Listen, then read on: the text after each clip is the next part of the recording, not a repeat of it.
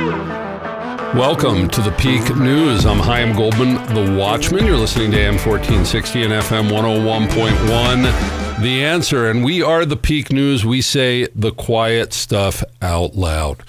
And so happy to have you joining us. I always say that because, I'm not here to talk to myself.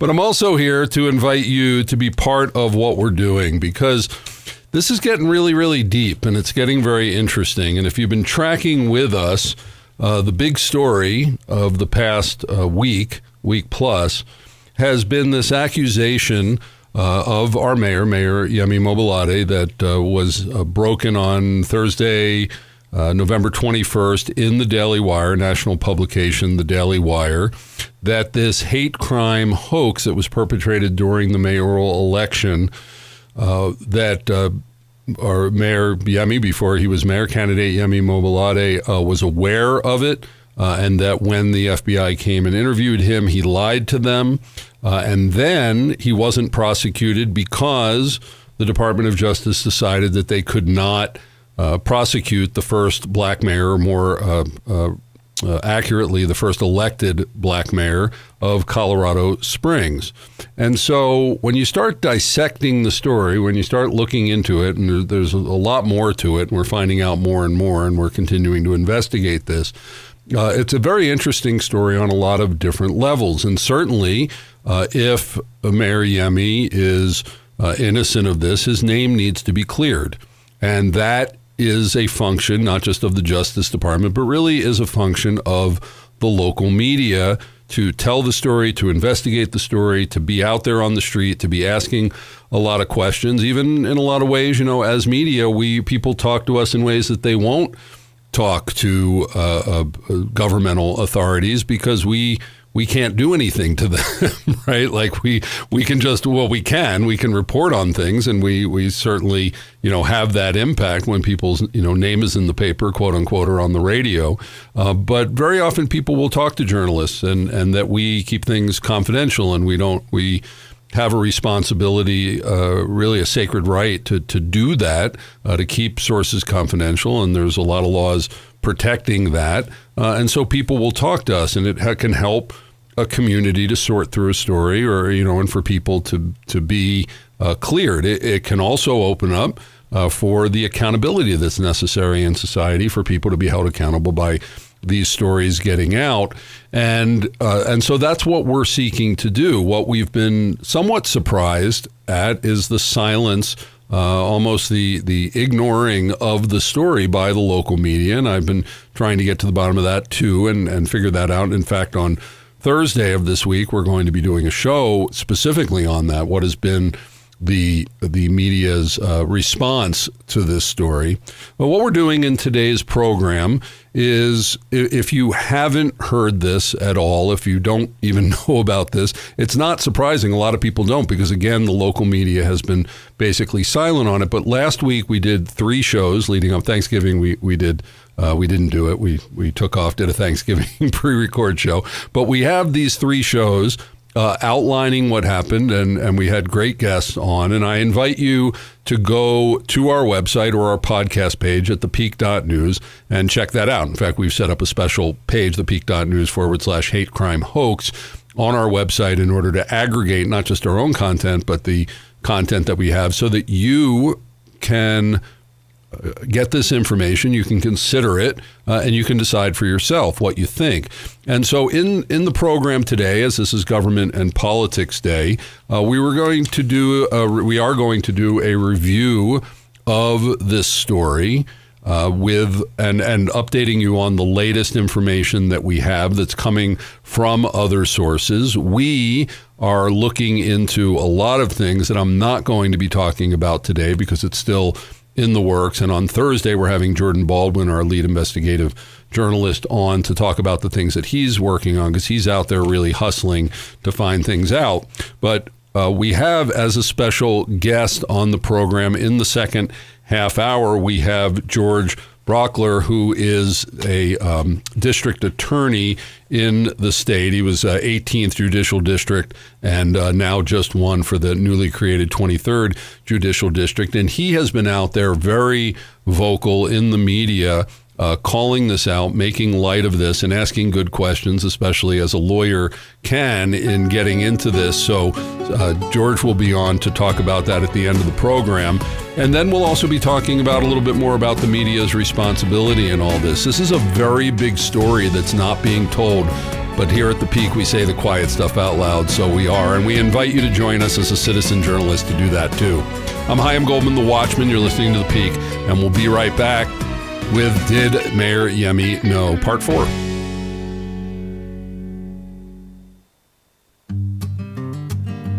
Welcome back to the Peak News. I'm Chaim Goldman, the Watchman. You're listening to AM 1460 and FM 101.1, The Answer. And we are spending this program, as we did last week, following the story, which we think is a fantastic news item. I'll just let you know. I'm always transparent with you. I'm not trying to, pull anything. I actually let you know, how does media work and how does it not work and how do we fix it? And that's what we're trying to do here. But, when something comes across your desk like this, that a national news organization has broken a story about your local mayor, a lot of questions come up. First of all, if this is true, why didn't I break it? Why didn't we do it? Why didn't we do it on the local level? Why did it need to be done on the national level? But there it is. But what this does is it opens the door to allow us to do what I call media following media. Is this media reported on this? Let's look into it. Is it true? And so, trying to get information about this has been tough because the local media has, again, basically ignored it. And when they have reported on it, it's been statements made by other people. I would love that there's an, investigative reporting going on and would come out. I wish we had the resources of these big organizations. We would be doing a lot more. I'm impressed, especially with Jordan Baldwin and others who he's working with. But really, Jordan is hustling on this in order to find out a lot. And when he comes in on Thursday, he's going to be filling in. I'm going to leave you for that. But what I wanted to do in the headline segment today was to update you. If you haven't checked these things out, I want to briefly tell you what's out there, what's new since we reported on this last week as far as what's in the news, and to give you the sources to do that. And in fact, all of these things are available. We have links to them on our special investigative page that we put up at thepeak.news, and you can get to that from our homepage, from our menu, or go to thepeak.news/ hate crime hoax and get this. So what we did is after a week of literally nothing, the Gazette, our biggest paper, our paper of record here, if we can call it that, came out with an article regarding this. And what it says is, this was from November 27th, Colorado Springs. So this was Wednesday. I believe it came out digitally Wednesday night. It came out in the paper on Friday on the 29th after Thanksgiving. Colorado Springs Mayor Mobilati says he, quote, fully cooperated, end quote, with investigation into faked hate crime. And in here, he gave a statement that he had no knowledge, warning, or involvement in this reprehensible act. I fully cooperated in the investigation, and it is important that the judicial process is followed to allow for a successful prosecution that brings justice for our community. And, like these statements that we've been, getting all along, they basically say nothing that, toward the accusations that everybody wants to know, which are specifically in this Daily Wire article, which if you haven't read it, go online, go on the Daily Wire, go on our website and read it. But it makes these claims. One is that this hate crime hoax was perpetrated by these three individuals. There are federal charges against them, Derek Bernard being the lead person there, who is a person that was just convicted of murder for hire, hiring someone to murder someone, and was given life plus in prison. And I'll let you know that he's reached out to us and wants to tell his side of the story on these things. And that's one of the things that we're going to be bringing to you, that we're working on to bring to you. But the accusation that's really big is when the FBI went and interviewed Mayor Mobilati, that the first time he told them that he doesn't know these people, he didn't know anything, and the second time that he didn't know anything. But the third time he'd said, I don't remember. I don't remember, and it was all I don't remember. And what happened during that course, according to this Daily News article, is that the FBI realized that they were lying to him because they already had these text messages that Yemi was saying that he didn't have. And if you read the indictment, and there's a link to it on our website, it's very, very interesting because all of the potential responses that Yemi may have done to this Derek Bernard were redacted, and it was only the text from Derek Bernard, is that that he lied to them, but they decided to not prosecute because he was the first black mayor, or more accurately, the first elected black mayor of Colorado Springs. So the whole race was in there, and special protection, special rights, special prosecution, and so that's a whole big story unto itself. And so the questions that have been coming from Councilman Dave Donaldson and George Brauchler, who we're having later on the program, has been asking publicly for the answers of, did you lie? And what do your text messages say? And those types of things. And Yemi could reveal them, but he's been laying low and being silent. And what does that mean after, 12 days since the article broke, that there's been no press conference, that there's been no specific addressing of these charges by Yemi? Obviously, we can't say that that's, evidence to convict him, but generally, people who are innocent proclaim that, and people who are silent, and the claim is silent to not interfere with the case of these other people, which is noble, but that's not what people are asking about. They're asking about him. So secondly, as far as this article, is that the Daily Wire, after coming out with this article just last night, came out with a second article that is, and you can find it again on our site or on the Daily Wire site, Mayor says he is a victim of a hate crime even after his supporter is indicted for faking it. And this was based on things that even Dave Donaldson, Councilman Donaldson, who was on our program last week, and again, go to our website and watch these interviews and get it firsthand from these people that we've had on the show talking about this case, is that Mayor Yemi said in his statement to the Gazette, quote, "My family and I are victims of a hate crime allegedly committed by 3 suspects against our city. I had no knowledge, warning, or involvement in this reprehensible act. It is unfortunately not a new trend that politically motivated websites will weigh in with no regard for accuracy or truth and interest only in sensationalism and scandal. I fully cooperate in the investigation. It is important that the judicial process is followed to allow for successful prosecution that brings justice for the community." Now, the strange thing about this is, if it's a hoax, which it seems to be, then Mayor Yemi is not a victim, right? Because actually, this was done for his benefit, according to this claim, that these people did it in order to get people thinking that there was a hate crime in order to favor the black candidate over the white candidate. So what I actually this morning saw Wayne Williams, who was Yemi's candidate running against Yemi in the runoff election, in the full election, and in the runoff election. And really, if you think about it, Wayne Williams was the victim of this hate crime. In fact, it was set up that people were saying very nasty things about him since he was the white candidate. And I will read a statement that Wayne sent me. This is his statement when this came out. This is from Wayne Williams. "There are many false accusations made against me during the campaign, and this smear attempt was the most egregious. I applaud the efforts of the U.S. Attorney's Office to hold the alleged perpetrators of this dangerous false flag operation accountable. The event illustrates how far some will go to spread election disinformation. Too often such actions are used as a pretext for violence. Hopefully this indictment will deter others and help set us on a course toward returning to civil discourse." And I hope that we would do that we would never do that the race card would never be played here.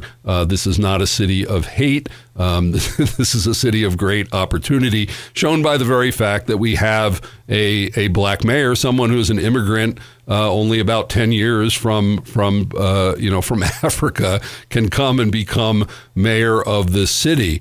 So what are we to make of this information?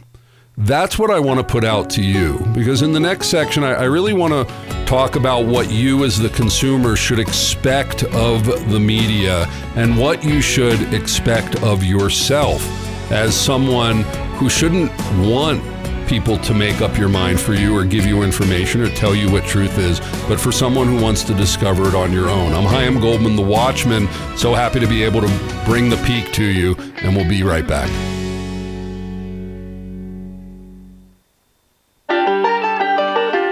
Welcome back to the Peak News. I'm Chaim Goldman, the Watchman. You're listening to AM 1460 and FM 101.1, The Answer. And, for lack of a better title, we're calling this Did Mayor Yemi Know?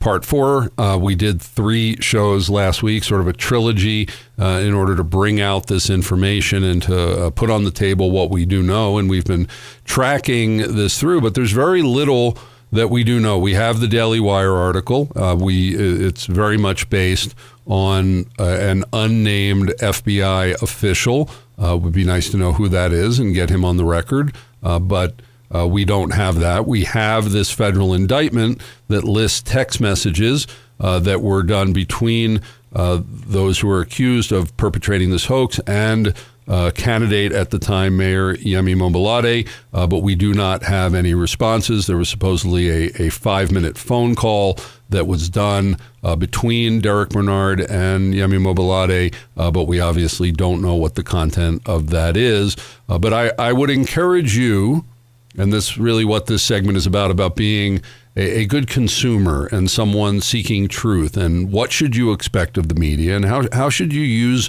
this media, news media, in your life in order to find out what is true, if we can know truth, or at least what is accurate.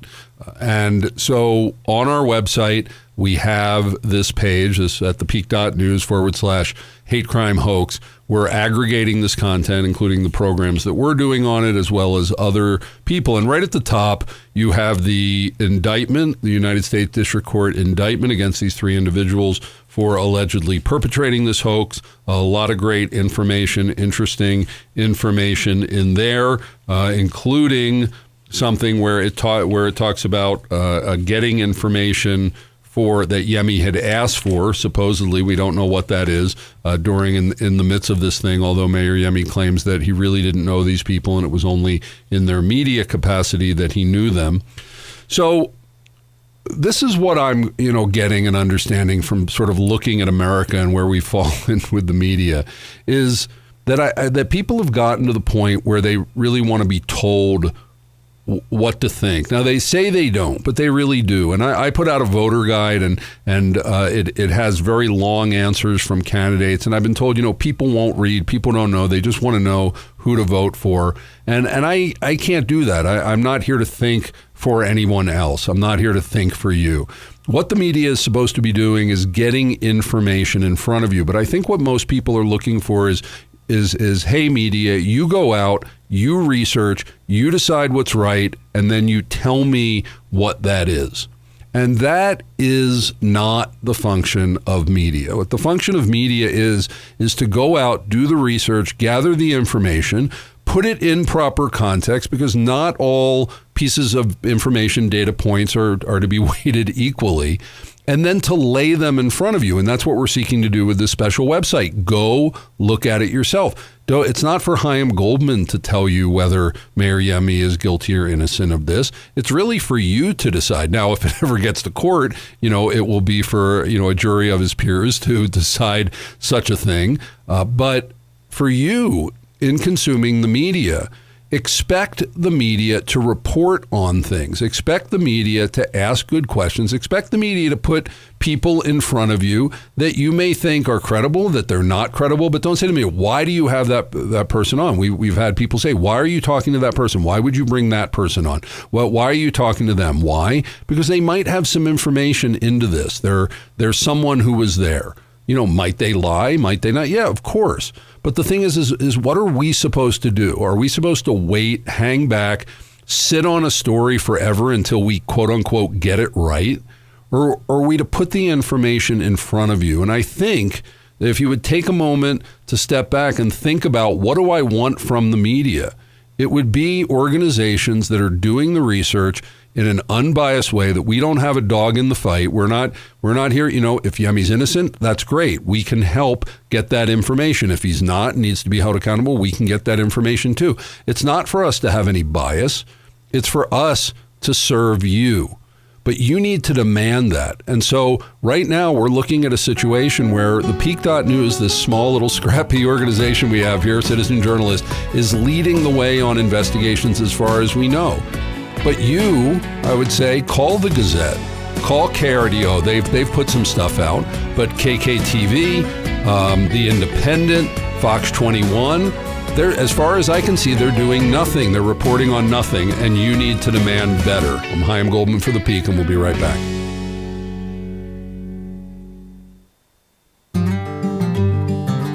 Welcome back to the Peak News. I'm Chaim Goldman, the Watchman. You're listening to AM 1460 and FM 101.1, The Answer. And Tuesdays is Government and Politics Day.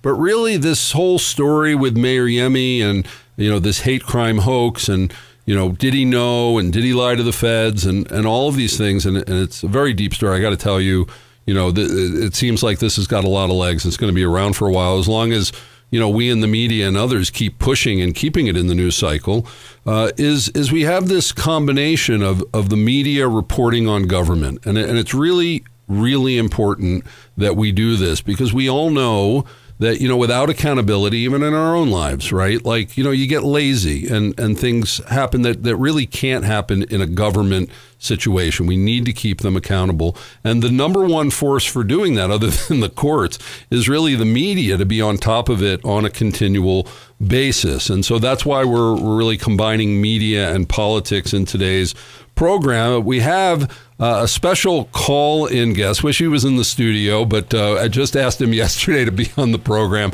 and so happy to have him on, who is George Brauchler, who is a district attorney-elect for the brand new 23rd Judicial District, former district attorney for the 18th Judicial District here in Colorado. George Brauchler, welcome to the Peak. Sir, thanks for having me on. Next time we'll be in studio. Yeah, I want to get you in here for the whole hour. Just let people know we insist that when people are the guests for the whole hour, they're in studio. But we made this special, exception because you've been on.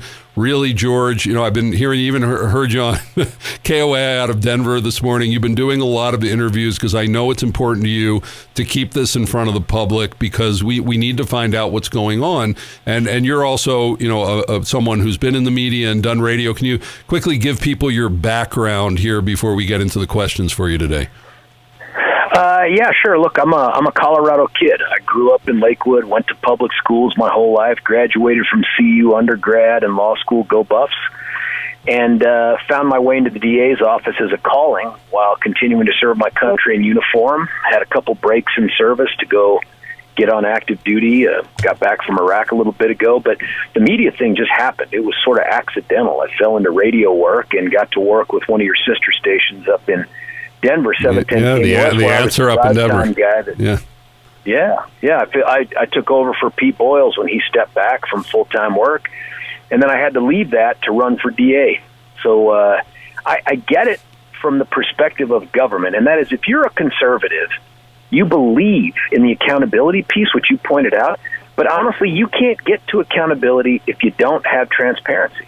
The right to vote is meaningless if you don't have any information upon which to base that vote. And so this whole media thing on this issue and so many others is critical to a functioning democracy.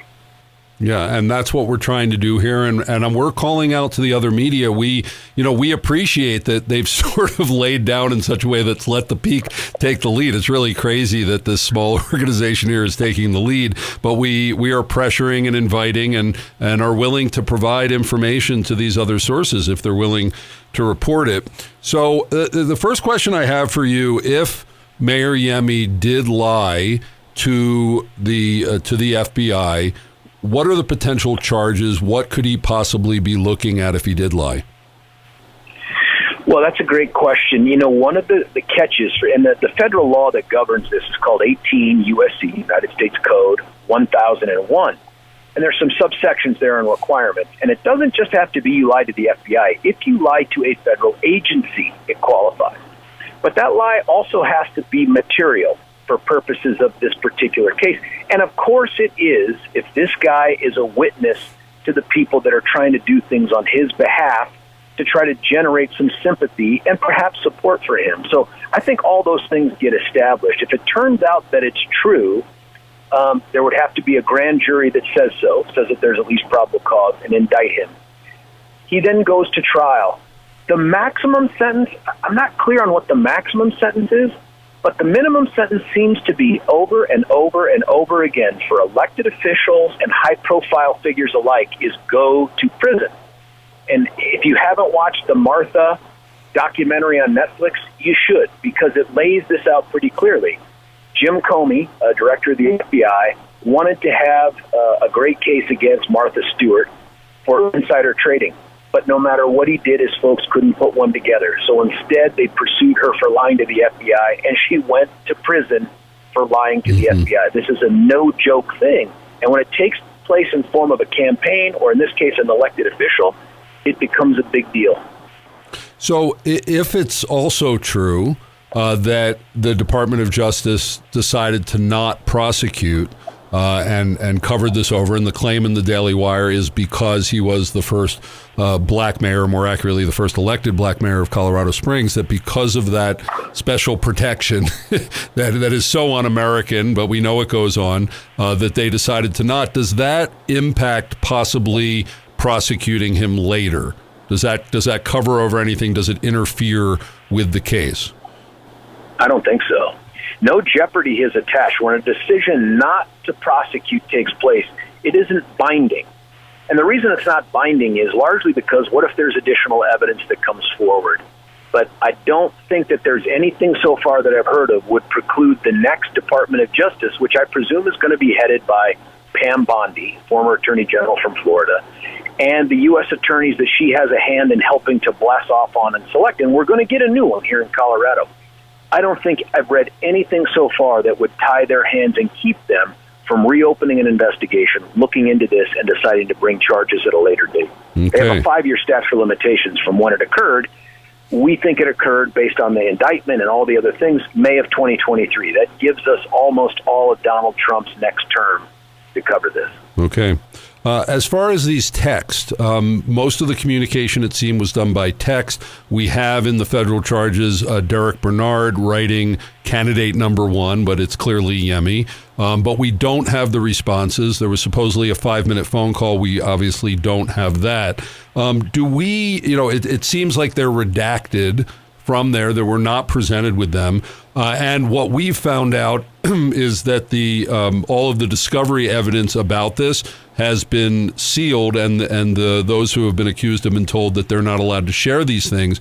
But these texts are presumably still on the phone of Derek Bernard. Do we, as the public, have a right to see these texts, and does Derek Bernard have the right to make them public? Because he, presumably Yemi is the one person, not just the one person who has these texts, but the other party.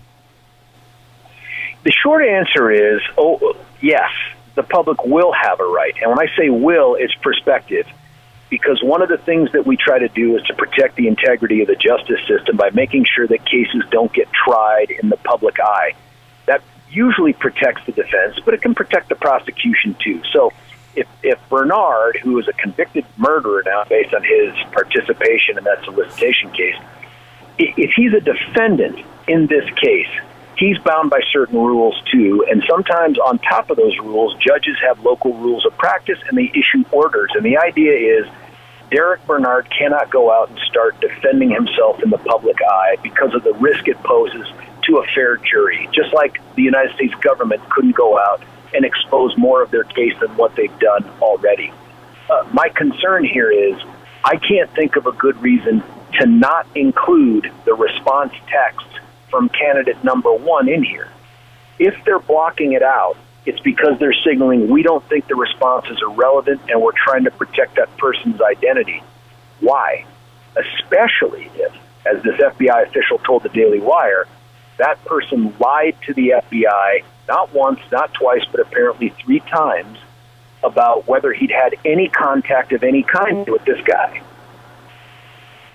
So where do you think we go from here? We're waiting. Mayor Yemi has not made any public statement other than these written statements or put them out through his officials. Certainly, Dave Donaldson has called on him. You have a great that people should read, and there's a link to it from our website, an op-ed piece that was published in the Gazette on Sunday. I believe it came out Friday and was published.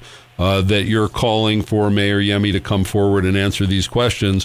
What do you think are Springs Mayor owes public some answers? That's the name, and I agree to that. Where do you think we go from here when the media is seemingly sitting on this? So many people don't know about it yet.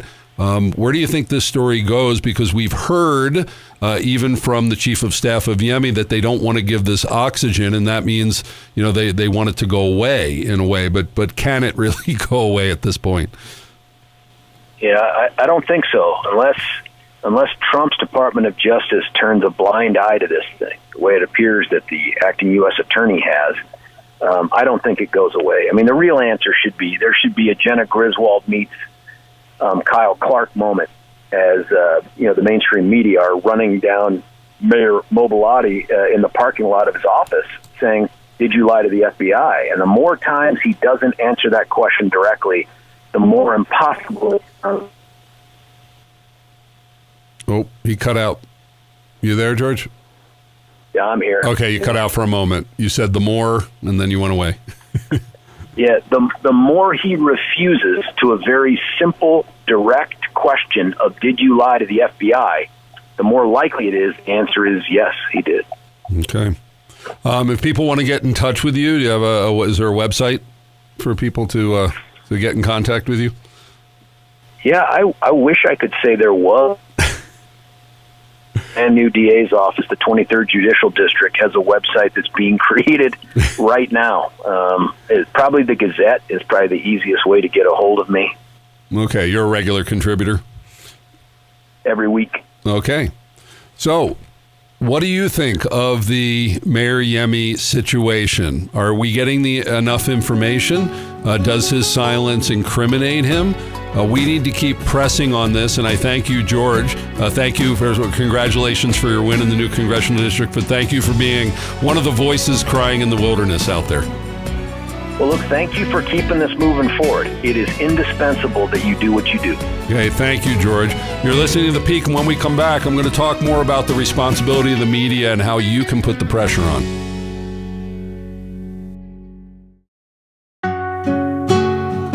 Welcome back to the Peak News. I'm Chaim Goldman, the Watchman. You're listening to AM 1460 and FM 101.1. The answer is we continue to look at the many facets of this fascinating story that was broken by the Daily Wire about a week and a half ago, that supposedly Mayor Yemi knew about this hate crime hoax that happened during the election and that he lied to the FBI when they came to interview him, and that it was covered up by the FBI. I mean, it's just like that alone, we got a couple of movies in there. But more importantly than that is he innocent? Is he guilty to some point? Does he need his name cleared, or does he need to be held accountable? And so where is the role of media? What is the role of media when it comes to holding our public officials, or anyone, but we're focusing in, it's Government and Politics Day, on our public officials? Well, first of all, we should be, as the media, as much as we can, we should be reporting on what's going on in the local government in a thoughtful way. Not, and this is what we see a lot, there was this city council meeting and this is what happened, or this is the official statement that came out, and so we're just going to put that in the paper. And there's no thoughtfulness, there's no investigation, there's no follow-up, there's no questions, because we're professional question askers. That's what we are. We're inquisitive people. We inquire. That's not you. You should hopefully be an inquisitive person, but that's not your overall job. But when someone asks a good question, you go, oh, that's a good question. I'd like the answer to that. And so that's what we should be in the mix, constantly stirring it up. We're not the purveyors of truth. We're not the ones to get out there and say this is true and that is false. And that's and that's it. And so this is what you should think. But you know what? That's what it's become. It's really become, it's a combination of this, maybe we're, elite thinkers that have now come to control the media, of wanting to control the narrative. And there's no way you should want to control the narrative. These are human beings. It's a constantly evolving story. We're going on this planet together. The stories are always changing and growing and evolving, and there's never an end to it. So you can't just determine that. But what we can do, and I mentioned this, in an earlier segment about, how you should consume media, is to understand that newspapers, TV stations, radio, we're a business.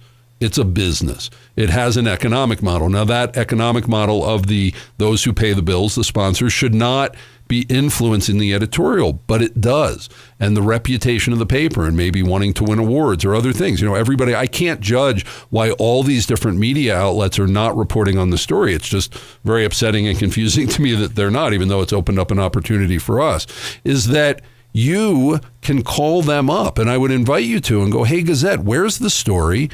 Hey, Fox 21, where's the story? Why are you not talking about this? And by the way, what other stories are you not talking about? What in other ways have you decided to obfuscate and not even bring up something that's such a big story in our area? But let's just focus in on this one because it's such a good, perfect example, especially as we saw during the elections how much the media has fallen and are just, not the media. But to find out just a couple weeks later how much that's happening here, are the newspapers, not reporting of the TV station because they don't have any information? Maybe it's because they've never asked Yemi a tough question. They don't know anything about them. They've never investigated him. Maybe they don't want to investigate him. Maybe because he's the first black elected mayor, they don't want to expose it. Maybe, they having cognitive dissonance because Yemi, I know Yemi is, he's a nice guy, but, they can't even conceive that possibly this would happen. I mean, hey, he's a pastor and all these other things.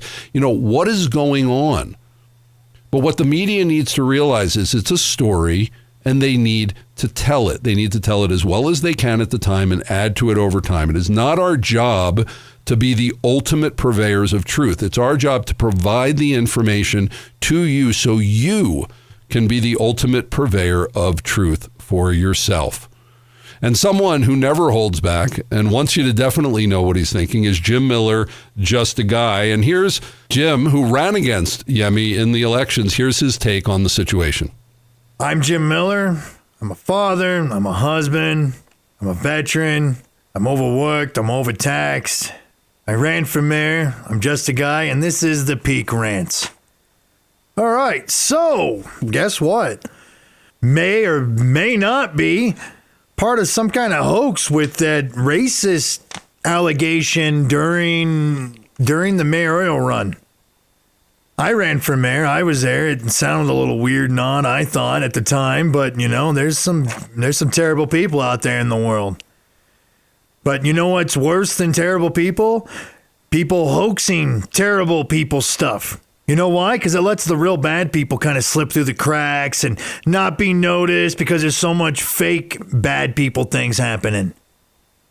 All right? I guess it was some friend of his or somebody he knew. Who knows what? I'm hoping that old Mayor did not just try to Jesse Smollett in Colorado Springs as a whole. I'm hoping he didn't. I hope it's all a bunch of miscommunicated nonsense something. I'm hoping he's not a person like that. I'm hoping he's not one of those people that'll just do anything to get, And who knows? And if he did do it, then it might be time for what? That's right. It might be time for the short bus to roll up on 30 South Nevada for a special election, huh?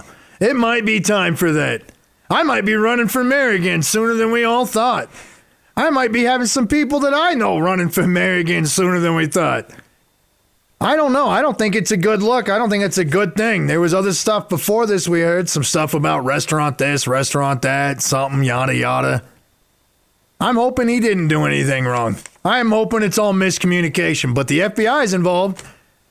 The DOJ's involved. They didn't do nothing. They're like, oh, we can't do anything. First African-American mayor of Colorado Springs. I believe he's actually the second because somebody else was before. I can't remember who. But still, you do wrong. I don't care your race, creed, religion, ethnic group, or anything. I don't care. You should be punished for any wrongdoings. I'm hoping he didn't do anything wrong. Remember, if you want it better, we need to be better. I'm Jim Miller, I'm just a guy, and this is the Peak Rants on AM 1416, FM 101.1, The Answer. We'll be right back.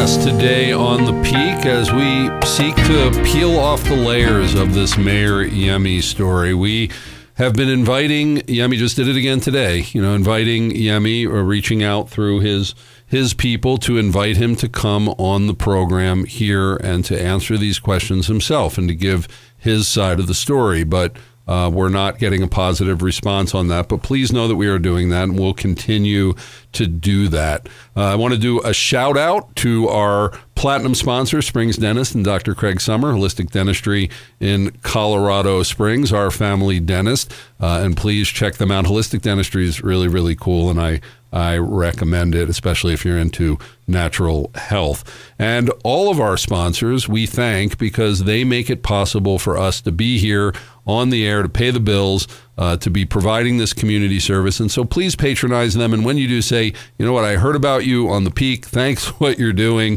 Thanks for, bringing this out. And especially right now when we're here to be able to tell this story that others are not. And we invite you to come and join us here. If this is upsetting you, that you don't like how the media is being and not telling the story for whatever reason, and you want to say the quiet stuff out loud, we invite you to be a citizen journalist. I believe we have another info meeting on Zoom that's coming up next week. Go on our website, thepeak.news, go to the citizen journalist page and sign up. Well, we are Monday through Thursday, 3 to 4 p.m., so we'll be back tomorrow. It's Faith and Family Day, and we have Sean Mulholland, founder of the Worship Mob, now Jesus Co. Worship Ministry in Colorado Springs. And on Thursday, we're going to be bringing Jordan Baldwin back. It's Media and Education Day, and we're going to be talking about the angles that we are chasing down on this story with Mayor Yemi and the implications of when the media doesn't do its job. Stay tuned now for The Larry Elder Show. Check out our almost 150 podcasts on thepeak.news. The Peak, we say the quiet stuff out loud, and thank you for being with us to help us say it even louder for such a time as this. Pikes Peak region, shalom.